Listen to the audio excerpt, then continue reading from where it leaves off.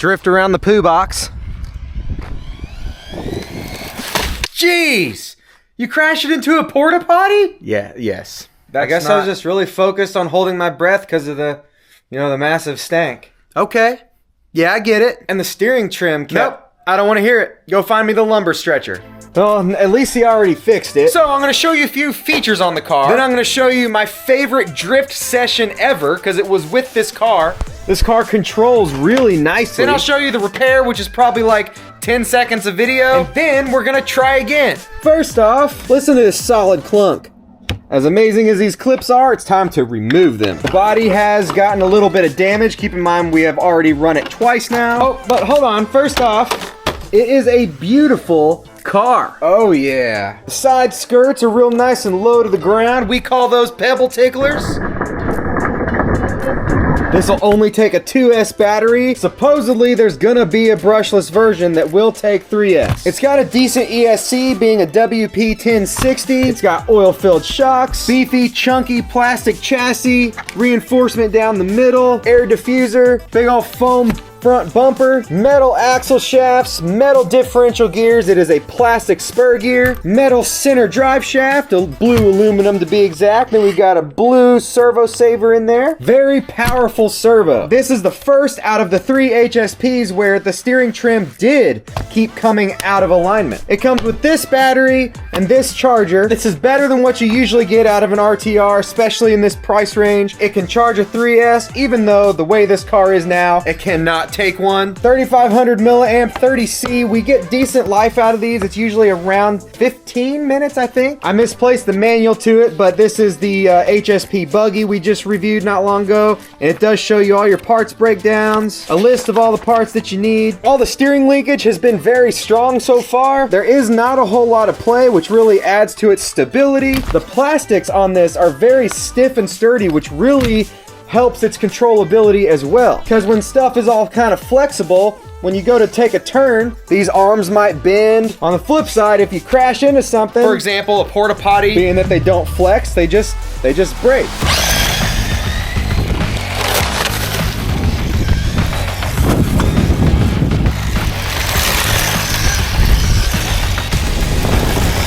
Yeah, this thing's awesome.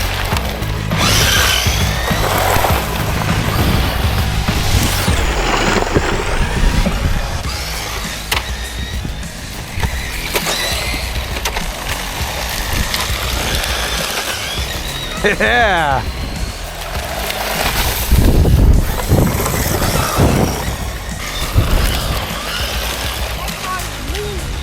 It is mean.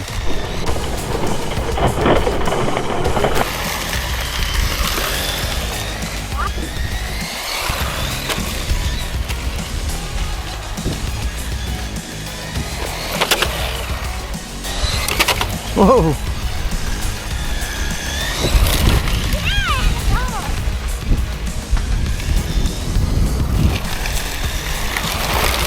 This is very responsive and easy to control.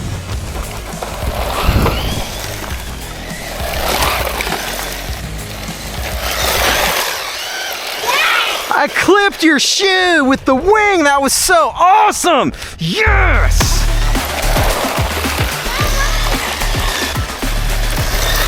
Hey, who's this bonehead? Yeah, you better run. All right, drift around the ramp. Nope. Yep, I got it. There we go. Oh.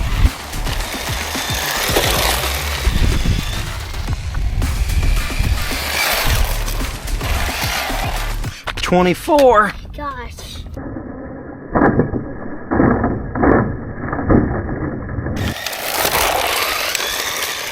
All right, drift around the poo box. Oh! Oh! Well, that's not what I wanted. Dang, that poo box was not about the drift life. No problem, we've got replacement parts. But it broke our right front wheel and our upper control arm. Really though, for that crash, I expected worse. All right, let's get this thing fixed.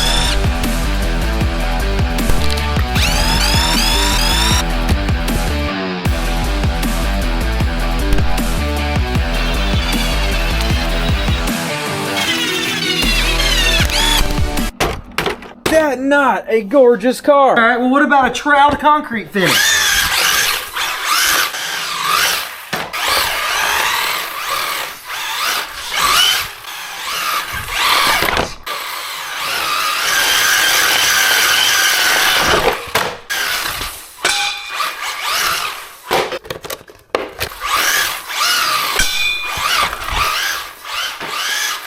Yeah, it works pretty good. Could probably use a little more space. Conclusion, it drifts wonderfully on smooth surfaces.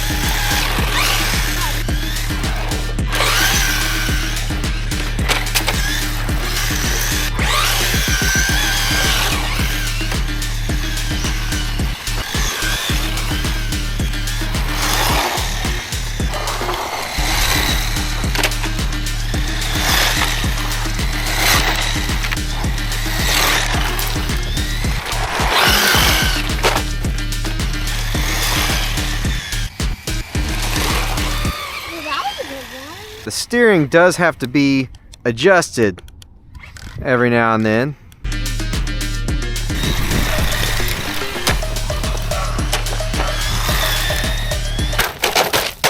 You open a dick related to barrel roll. Dude!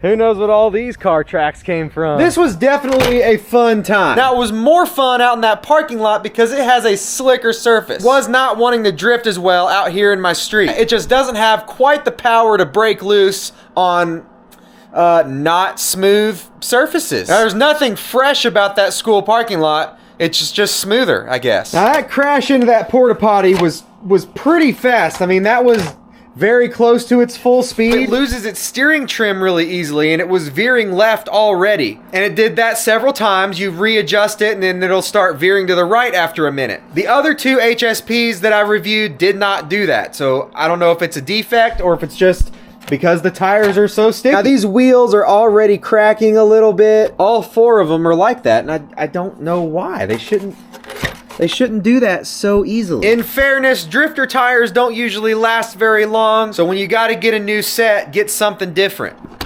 We got just under 20 minutes of runtime on that 5500 milliamp battery. Nothing weird happened, no overheating, like it did with the buggy. Uh-oh. Uh-oh. Oh no. Of course, that one we ran on 3S when we shouldn't have, this one we didn't, so everything should be perfectly fine. All these HSPs have been very fun. Obviously, if you're wanting speed, the brushed motor isn't the way to go. But besides speed, their performance has been really good. I think a lot of that's because the servos they use in these. They've actually got 8th scale servos packed away down there. While I do feel like they might be slightly on the fragile side, Especially this one because of its bigger tires and wider stance. not to mention it's a bit more jumpable. The breakage on this car was very reasonable for that crash. In case you are interested, I will link these other two vehicle videos in the description, along with where you can purchase them from.